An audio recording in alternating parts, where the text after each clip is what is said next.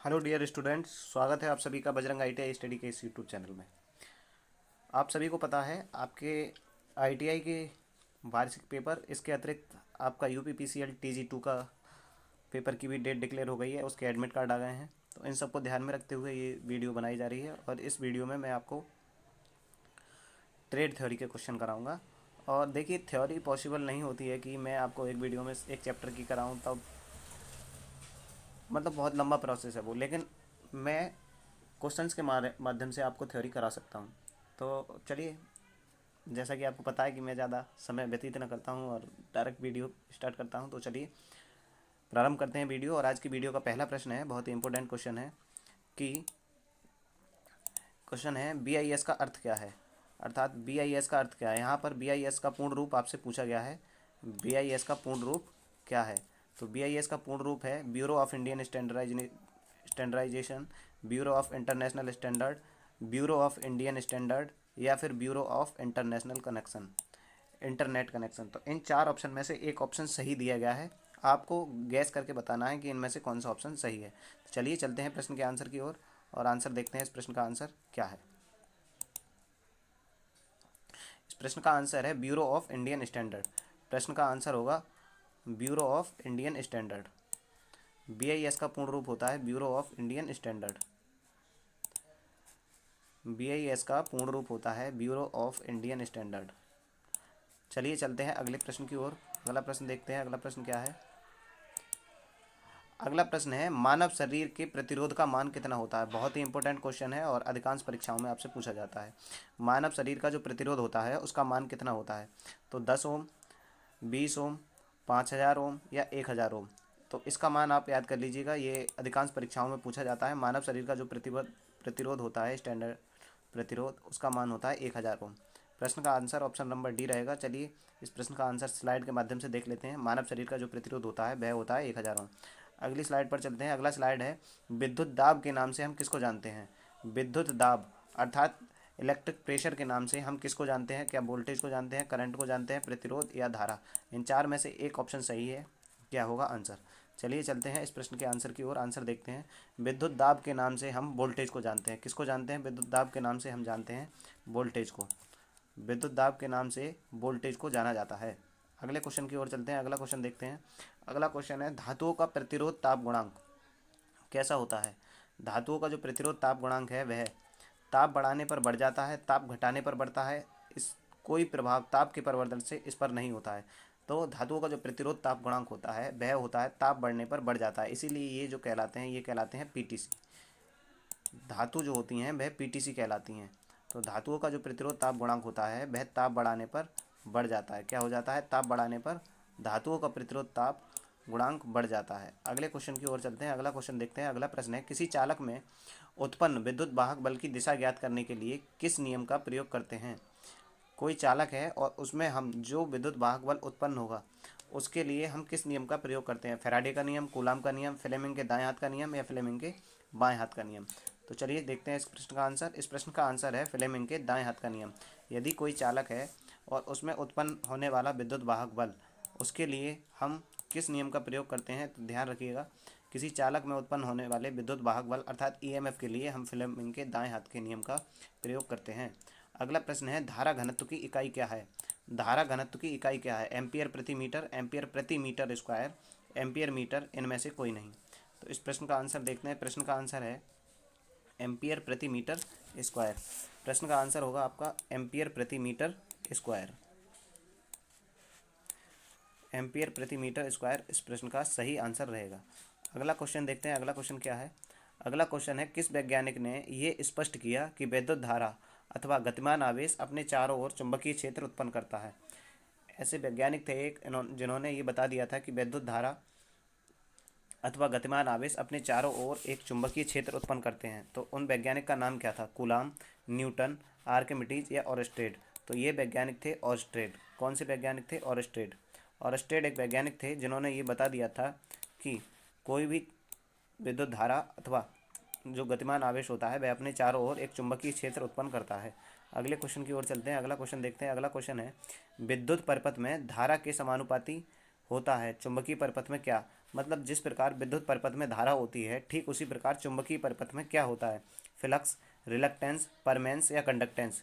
ये confusing question होते हैं, जब आप पढ़ेंगे तभी आपको पता चलेगा। तो जिस प्रकार विद्युत परिपथ में धारा होती है, अर्थात जिस प्रकार विद्युत परिपथ में हम धारा प्रयोग करते हैं, धारा जिसको हम आई से प्रदर्शित करते हैं, उसी प्रकार विद्युत परिपथ में हम फ्लक्स के लिए फाई से प्रदर्शित करते हैं। तो इस प्रकार इस प्रश्न का जो आंसर हो जाएगा वह हो जाएगा ऑप्शन नंबर ए, फ्लक्स। चलिए इसका आंसर हम स्लाइड के माध्यम से देख लेते हैं। स्लाइड के माध्यम से भी इसका आंसर है फ्लक्स। अगला प्रश्न देखते हैं। अगला प्रश्न है, विभिन्न धात्विक वस्तुओं को अपनी ओर आकर्षित करने का गुण क्या कहलाता है। मतलब विभिन्न धात्विक वस्तुएं, धात्विक अर्थात धातु की जो वस्तुएं होती हैं वह अपनी ओर कोई भी चीज़ यदि आकर्षित करे तो वह क्या कहलाती है। उनको जो वस्तु आकर्षित करती है वह चुंबक कहलाती है, जबकि उनका यह आकर्षित करने का गुण चुंबक तत्व कहलाता है। क्या कहलाता है, चुंबक तत्व। प्रश्न का आंसर ऑप्शन नंबर डी रहेगा। चलिए इस प्रश्न का आंसर हो गया चुंबक तत्व। अगला प्रश्न देखते हैं। अगला प्रश्न है, चुंबक के प्रकार। चुंबक कितने प्रकार की चुंबक होती है। चुंबक 2 प्रकार की, 4 प्रकार की, 6 प्रकार की, 8 प्रकार की। तो जनरली जो हम चुंबक पढ़ते हैं वह पढ़ते हैं 2 प्रकार की चुंबक। कितने प्रकार की चुंबक होती है, चुंबक होती हैं 2 प्रकार की। ये चुंबक 2 प्रकार की हम विद्युत इंजीनियरिंग के अंतर्गत पढ़ते हैं। कौन कौन सी चुंबक होती हैं उसके बारे में बता देता हूँ मैं। तो 2 प्रकार की चुंबक होती हैं। प्रथम चुंबक जो होती हैं उन्हें हम प्राकृतिक चुंबक कहते हैं, प्राकृतिक चुंबक। और दूसरी जो होती हैं उन्हें हम कृत्रिम चुंबक कहते हैं। प्राकृतिक चुंबक वो होती हैं, जैसा नाम से ही प्रदर्शित होता है कि ये जो प्राकृतिक चुंबक हैं ये प्रकृति में पाई जाती हैं, स्वतंत्र अवस्था में मिलती हैं। जबकि कृत्रिम चुंबक क्या करते हैं, हम प्राकृतिक चुंबक में उनके गुणों में कोई परिवर्तन करके हम कृत्रिम चुंबक का उत्पादन करते हैं। अब जो होता है कृत्रिम चुंबक कितने वर्गों में बांटी जाती हैं। तो कृत्रिम चुंबक को हम 2 वर्ग में, 5 वर्ग में, 7 वर्ग में या 3 वर्ग में, तो इनको भी हम 2 वर्ग में बांटते हैं। कौन कौन से 2 वर्गों में बांटते हैं उसके बारे में मैं बताता हूँ। कृत्रिम चुंबक जो होती हैं उनको 2 वर्गों में हम बांटते हैं, और वह 2 वर्ग हैं। एक अस्थायी, अस्थायी चुंबक, इसके अतिरिक्त स्थायी चुंबक। तो ये है 2 प्रकार की चुंबक होती हैं, अस्थायी और स्थायी। चलिए चलते हैं हम अगली स्लाइड की ओर। अगला स्लाइड है, स्थायी चुंबक को किस धातु के द्वारा बनाया जाता है। इससे पहले मैंने आपको बताया कि जो कृत्रिम चुंबक होती हैं वह 2 प्रकार की होती हैं। कौन कौन सी, एक अस्थायी और स्थायी। तो यहाँ आपसे पूछा गया है कि स्थायी चुंबक को किस धातु के द्वारा बनाया जाता है। स्टील अथवा स्टील की मिश्र धातु से, लोहे से, सिल्वर तथा एल्युमिनियम से, कॉपर तथा सिल्वर के मिश्रण से। देखते हैं प्रश्न का आंसर। जो स्थायी चुंबक होती है वह स्टील अथवा स्टील की मिश्र धातु से बनाई जाती है। किससे बनाई जाती है, स्टील अथवा स्टील की मिश्र धातु से बनाई जाती है। अगला क्वेश्चन देखते हैं। अगला क्वेश्चन कौन सा है, अगला क्वेश्चन है, चुंबक में किस स्थान पर चुंबक तत्व नहीं होता है। तो चुंबक जो होती है उसमें कौन सा ऐसा स्थान है जिस पर चुंबक तत्व नहीं होता है। यहाँ पर मैं आपको चुंबक बना के दिखा देता हूँ। देखिए इस प्रकार से होती है कुछ चुंबक की आकृति। इसमें एक सिरा होता है एन और दूसरा सिरा होता है एस। इसके जो चारों ओर क्या होता है, ये चुंबकीय क्षेत्र उत्पन्न करता है। मैं दूसरा कलर लेकर समझा देता हूँ आपको।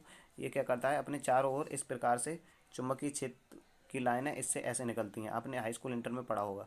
और ये चुंबकीय क्षेत्र की लाइनें जो होती हैं, क्या होता है कि ये नॉर्थ सिरे से निकलकर, अर्थात उत्तरी सिरे से निकलकर और दक्षिणी सिरे की ओर जाती हैं बाहर, चुंबक के बाहर। लेकिन चुंबक के अंदर ये लाइनें क्या करती हैं, चुंबक के अंदर ये दक्षिण से, चुंबक के अंदर ये लाइनें दक्षिण से उत्तर की ओर जाती हैं। और ये क्वेश्चन एग्जामों में कई कई बार पूछा जा चुका है कि चुंबक के बाहर, चुंबक के अंदर, बदल बदल के पूछा जाता है। तो यहाँ मैंने आपको कॉन्सेप्ट बता दिया कि यदि चुंबक के अंदर पूछे तो दक्षिण से उत्तर जाएंगी, यदि चुंबक के बाहर पूछे तो उत्तर से दक्षिण।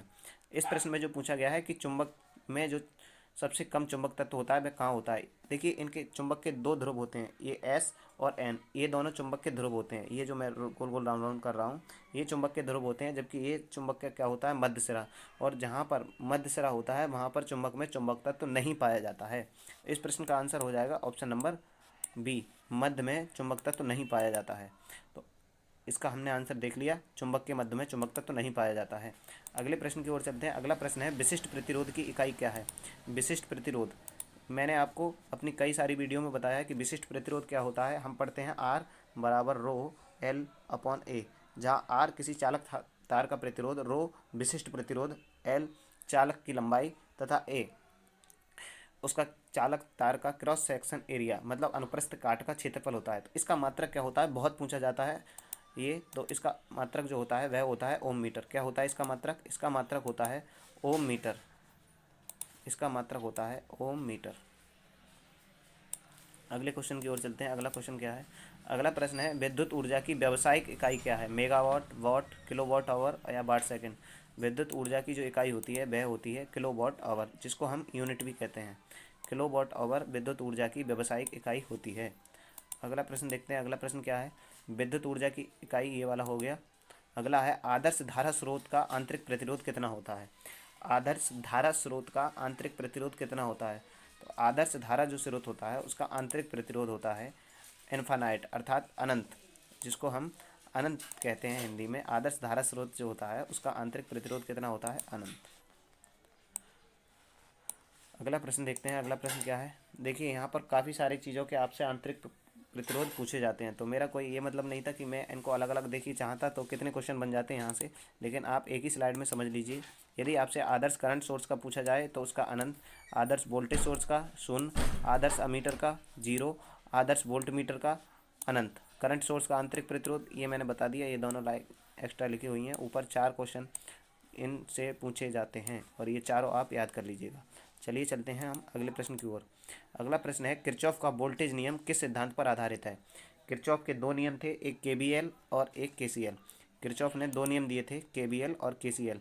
तो यहाँ पर आपसे किरचॉफ का जो वोल्टेज नियम था जिसको हम केबीएल कहते हैं, किरचॉफ का जो वोल्टेज नियम था जिसको हम केबीएल कहते हैं, ये किस सिद्धांत पर आधारित था?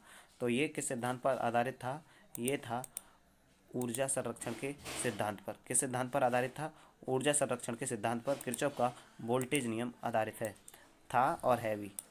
किरचॉफ का जो वोल्टेज नियम है वह ऊर्जा संरक्षण के सिद्धांत पर आधारित है। अगले क्वेश्चन की ओर चलते हैं। अगला क्वेश्चन देखते हैं। अगला क्वेश्चन है किरचॉफ का पहला नियम आवेश संरक्षण के सिद्धांत पर आधारित है। अगला प्रश्न, केबीएल में समीकरणों की जो संख्या होती है वह कितनी होती है? केबीएल अर्थात किरचॉफ के वोल्टेज नियम में जो समीकरणों की संख्या होती है वह इनमें से किस समीकरण से प्रदर्शित करते हैं? ऑप्शन ए है B minus N minus one, B minus N plus one, B plus N plus one, B plus N minus one. इस प्रश्न का जो आंसर होगा वह होगा option number D, B plus N minus one. अगले question की ओर चलते हैं। धारा विभाजक नियम, धारा विभाजक नियम अर्थात करंट डिवीजन रूल जो होता है वह कहाँ लागू होता है? समांतर में, श्रेणी में, दोनों में, किसी में से नहीं। तो आपने पढ़ा होगा इससे पहले कि यदि प्रतिरोधों को श्रेणी में जोड़ा जाए तो उनमें धारा क्या होती है? समान होती है। तो इसीलिए श्रेणी में धारा विभाजक नियम नहीं लगता है। धारा विभाजक नियम जो होता है वह श्रेणी में नहीं लगता है, ये केवल और केवल समांतर में लगता है। तो इस प्रश्न का आंसर ऑप्शन नंबर ए हो जाएगा, धारा विभाजक नियम समांतर में लगता है। अगला है ओपन सर्किट में प्रतिरोध का मान कितना होता है? ओपन अर्थात खुला परिपथ जो होता है उसमें प्रतिरोध का मान होता है कितना? 0, इन्फानाइट, 1 या 2। तो ओपन सर्किट में प्रतिरोध का मान होता है इन्फानाइट अर्थात अनंत। अगले क्वेश्चन की ओर चलते हैं। अगला क्वेश्चन है वस्तुओं को आकर्षित करने की जो प्रक्रिया थी उसको सर्वप्रथम किसने अपनाया? तो इसको अपनाया थेल्स ने। यहाँ पर आप आंसर देख भी पा रहे होंगे, थेल्स नामक एक वैज्ञानिक थे जिन्होंने वस्तुओं को आकर्षित करने की प्रक्रिया को सबसे पहले अपनाया था। अगला प्रश्न है इलेक्ट्रॉन का द्रव्यमान होता है, इलेक्ट्रॉन का द्रव्यमान कितना होता है? 9.1083 गुणा 10 की पावर माइनस 31 किलोग्राम। बाकी सारे यहाँ पर फर्जी ऑप्शन दिए गए हैं। इस प्रश्न का जो आंसर है वह ऑप्शन नंबर ए रहेगा। इलेक्ट्रॉन का द्रव्यमान होता है 9.1083 गुणा 10 टू पावर माइनस 31। अगला क्वेश्चन देखते हैं। इलेक्ट्रॉन का द्रव्यमान कितना होता है? ये हो गया। किसी इकाई आवेश को अनंत से किसी बिंदु तक लाने में किया गया कार्य क्या कहलाता है? किसी इकाई आवेश को अनंत से किसी बिंदु तक लाने में किया गया कार्य वोल्ट कहलाता है। क्या कहलाता है? वोल्ट कहलाता है, वोल्ट। अगला प्रश्न देखते हैं। अगला प्रश्न क्या है? अगला प्रश्न है किसी इकाई आवेश को अनंत, ये वाला हो गया है। इलेक्ट्रिक जो बल्ब था उसका आविष्कार किसने किया? एडिसन, वोल्टा, टेस्ला या चार्ल्स बेबेज। तो एडिसन नामक वैज्ञानिक थे जिन्होंने इलेक्ट्रिक बल्ब का उत्पादन किया या जिन्होंने सबसे पहले इलेक्ट्रिक बल्ब को बनाया था। किसी खोखले चालक पर आवेश प्रवाहित किया जाता है तो उसकी सतह पर ही आवेश होता है, खोखले भाग में नहीं। ये घटना क्या कहलाती है? स्किन कहलाती है, स्किन इफेक्ट, स्किन इफेक्ट कहलाती है, स्किन इफेक्ट कहलाती है, स्किन इफेक्ट कहलाती है। तो ये घटना कहलाती है स्किन इफेक्ट, स्किन इफेक्ट। बाकी सारे ऊपर के फर्जी ऑप्शन दिए गए हैं, नीचे देख लीजिएगा, स्किन इफेक्ट। अगला है आवेश कैसी राशि है? आवेश संरक्षित राशि है, असंगठित राशि है, दोनों हैं, इनमें से कोई नहीं। तो आवेश एक प्रकार की संरक्षित राशि है। कैसी राशि है? संरक्षित। अगला प्रश्न है विद्युत बल रेखाएं कैसी रेखाएं हैं? काल्पनिक, स्थायी, अस्थायी। तो विद्युत जो रेखाएं हैं वह काल्पनिक रेखाएं हैं। विद्युत बल रेखाएं काल्पनिक रेखाएं हैं। अगला प्रश्न है आवेश किस प्रकार की राशि है? आवेश किस प्रकार की राशि है? संरक्षित राशि, असंगठित राशि, दोनों, उपरोक्त में से कोई नहीं। तो देखिए वीडियो में जो क्वेश्चन कराए जा रहे हैं थोड़े स्पीड में मैं इसलिए करा रहा हूँ कि कम समय में आपको ज़्यादा क्वेश्चन मिले। तो इस प्रश्न का आंसर देखते हैं। इस प्रश्न का आंसर कौन सा है? इस प्रश्न का आंसर है संरक्षित राशि। आवेश कैसी राशि है पूछा जाए आपसे तो बस जरा सा टिक लगाना है, संरक्षित राशि। और सभी क्वेश्चन आपको आराम से याद हो जाएंगे। यदि 1 से 2 बार ये वीडियो देख लेते हैं तो सभी क्वेश्चन आराम से आपको याद हो जाएंगे। विद्युत बल रेखाएं कैसी रेखाएं हैं? तो ये एक प्रकार की काल्पनिक रेखाएं होती हैं। कैसी रेखाएं होती हैं? काल्पनिक रेखाएं होती हैं। अगला प्रश्न है, देखिए एम्पियर और जो वोल्ट मात्रक है किसका है? शक्ति का, धारा का, विभवांतर का, उपरोक्त में से कोई नहीं।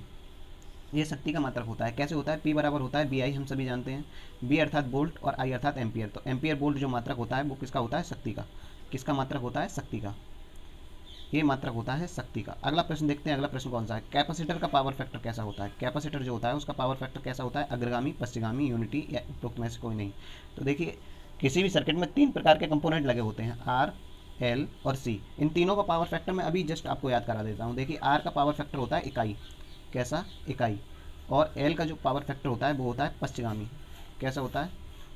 पश्चिगामी। और जबकि C का जो पावर फैक्टर होता है वो होता है अग्रगामी। तो इस प्रश्न का आंसर सही रहेगा ऑप्शन नंबर A, अग्रगामी। प्रश्न का आंसर जो सही रहेगा वह होगा ऑप्शन नंबर A, अग्रगामी।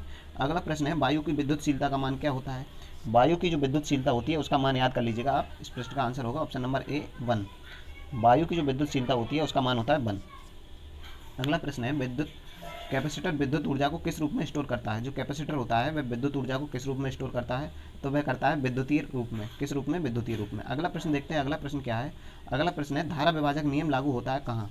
समांतर परपथ में, सीरीज परपथ में, दोनों में, उपरोक्त में से कोई नहीं। तो देखिए इसका आंसर मैं बता देता हूँ। धारा सीरीज में, समांतर सीरीज जो सर्किट होता है उसमें धारा समान रहती है, इसीलिए धारा विभाजक नियम सीरीज में लगाने का तो कोई मतलब ही नहीं बनता। इसलिए इसका आंसर होगा वह होगा ऑप्शन नंबर A। कौन सा आंसर होगा? ऑप्शन नंबर A, समांतर परपथों में। अगला प्रश्न है, सजावटी लैंपों को किस क्रम में लगाते हैं? जो सजावटी लैंप होते हैं हम उनको किस क्रम में लगाते हैं? अर्थात जो सजावटी लैंप, इसके बारे में कुछ बता देता हूँ। जो दिवाली पर आप अपने घरों के बाहर क्या करते हैं, लाइटनिंग करते हैं, उसमें जो लैंप यूज़ करते हैं वह किस क्रम में लगे हुए होते हैं? तो वे सीरीज में लगे होते हैं। क्यों सीरीज में लगे होते हैं? कि देखते हैं आप कहीं से एक जगह से अगर आपकी क्या हो कि एक जगह से यदि आपकी यहाँ से मान लीजिए शॉर्ट हो गई है, मतलब यहाँ से कट गई है, कुछ हो गया, तो क्या होगा? आगे की नहीं जलेगी। आगे की क्या होती है? लाइट नहीं जलती है। क्यों नहीं जलती है? क्योंकि सर्किट पूरा नहीं होता। और पीछे की मतलब कोई जलती ही नहीं है। ये जो होता है सजावटी लैंप हमेशा सीरीज में लगे होते हैं। किस में लगे होते हैं? सीरीज में। प्रश्न का आंसर सीरीज में रहेगा। अगला प्रश्न देखते हैं। अगला प्रश्न है, सभी घरेलू जो संयोजन होते हैं समांतर में किए जाते हैं क्यों?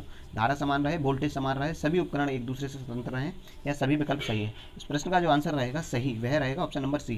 इस प्रश्न का आंसर ऑप्शन नंबर 2 भी हो सकता है, लेकिन यदि दोनों दिए हों तो जो सही आंसर होगा वह ऑप्शन नंबर C सही रहेगा। कौन सा सही रहेगा? Option number C। अगला प्रश्न देखते हैं। अगला प्रश्न क्या है? अधिकतम शक्ति के स्थानांतरण के लिए आवश्यक दक्षता कितनी है? अर्थात मैक्सिमम पावर ट्रांसफर थ्योरम इसको बोलते हैं। यदि आप मैक्सिमम पावर किसी सर्किट को देना चाहते हैं तो दक्षता, इफिशियंसी कितनी होनी चाहिए? तो इफिशियंसी होनी चाहिए 50%। अगला प्रश्न है आपका, किरचॉफ का संधि नियम क्या होता है? देखिए किरचॉफ का संधि नियम को क्या कहते हैं हम?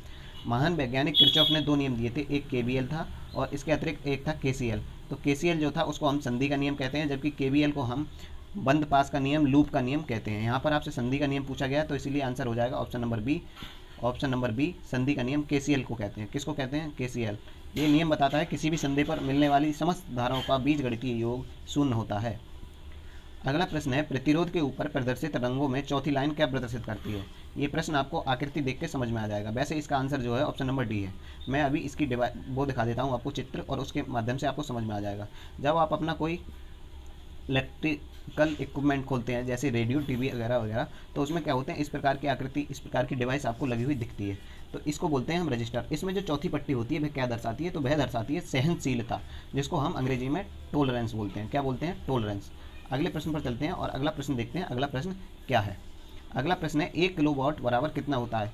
1 किलोवाट बराबर कितना होता है? तो देखिए जिन्होंने थोड़ा बहुत पढ़ रखा होगा उनके लिए बताना चाहता हूँ। जिन्होंने नहीं पढ़ा होगा वो तो बेचारे पता नहीं क्या कर रहे होंगे।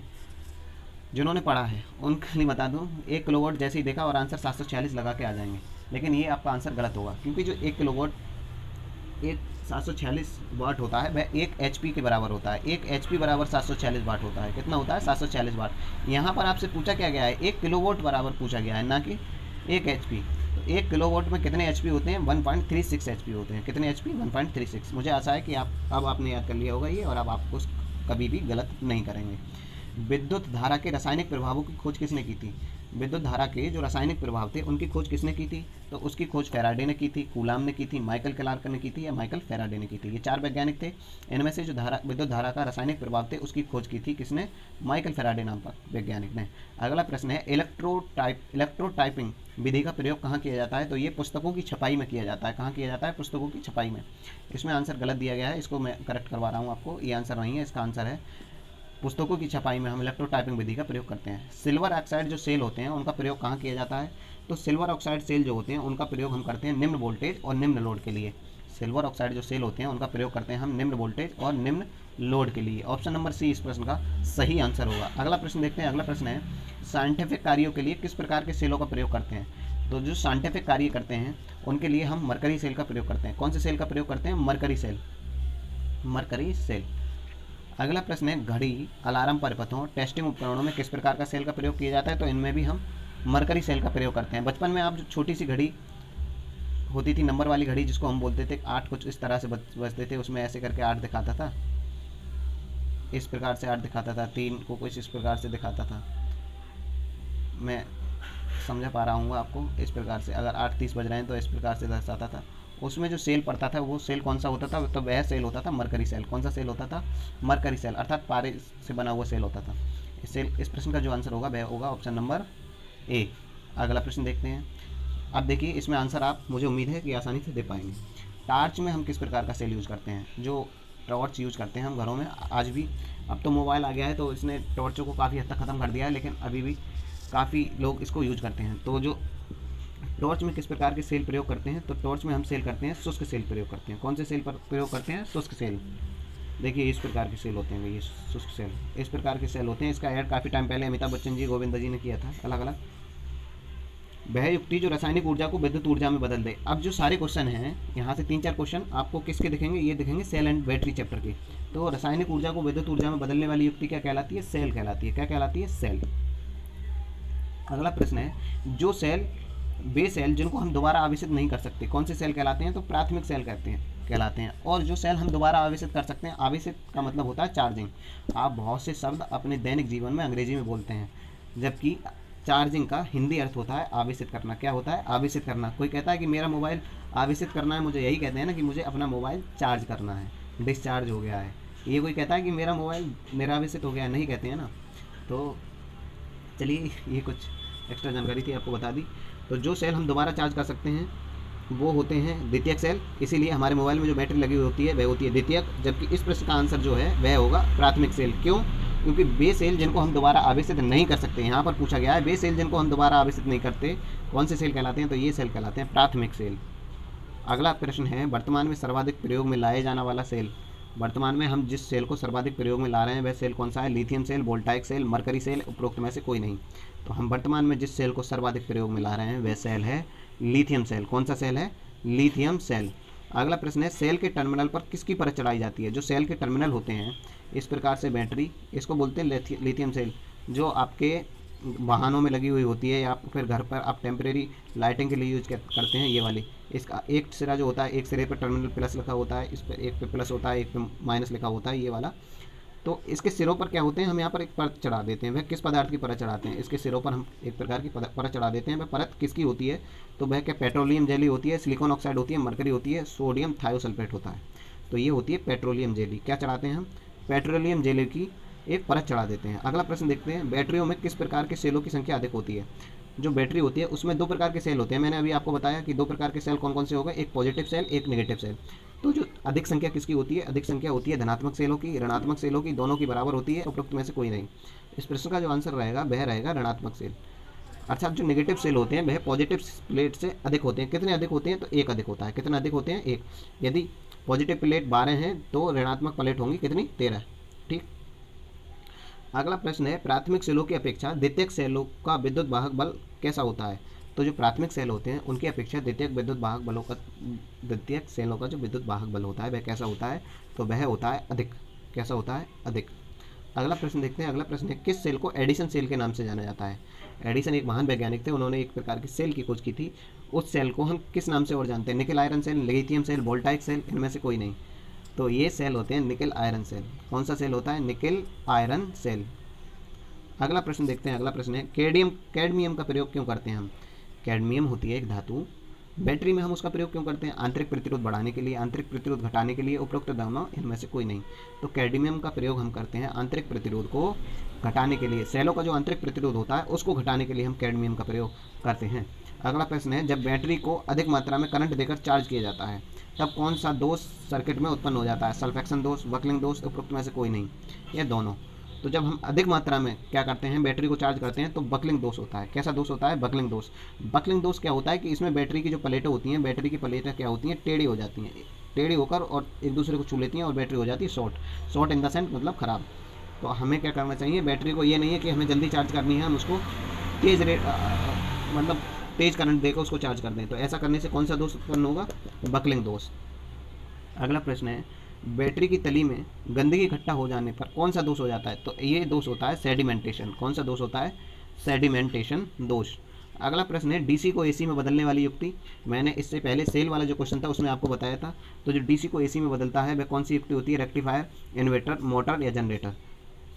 तो देखिए इसमें जो सही आंसर रहेगा वह रहेगा इन्वर्टर। यहाँ पर गलत है। इन्वर्टर जो होता है वह क्या करता है? इन्वर्टर क्या करता है? डीसी को एसी में बदलता है। क्या बदलता है? डीसी को एसी में इन्वर्टर बदलता है।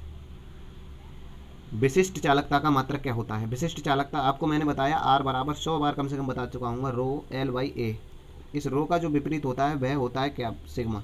इसका जो मात्रक होता है सिग्मा, इसका मात्रक आपसे पूछा गया है। इसका मात्रक होता है ओम पर मीटर। विशिष्ट चालकता का मात्रक क्या होता है? ओम प्रति मीटर। अगला प्रश्न देखते हैं। अगला प्रश्न है कॉपर का प्रतिरोध ताप गुणांक कितना होता है? कॉपर का प्रतिरोध ताप गुणांक होता है 0.004 डिग्री सेंटीग्रेड पर डिग्री सेंटीग्रेड। अगला प्रश्न है वोल्ट मीटर को सर्किट में कैसे लगाते हैं? तो वोल्ट मीटर को सर्किट में कैसे लगाते हैं? हमेशा समांतर में लगाते हैं। ध्यान रखिए इंटरव्यू में और एग्जाम में सबसे ज़्यादा पूछे जाने वाला क्वेश्चन है।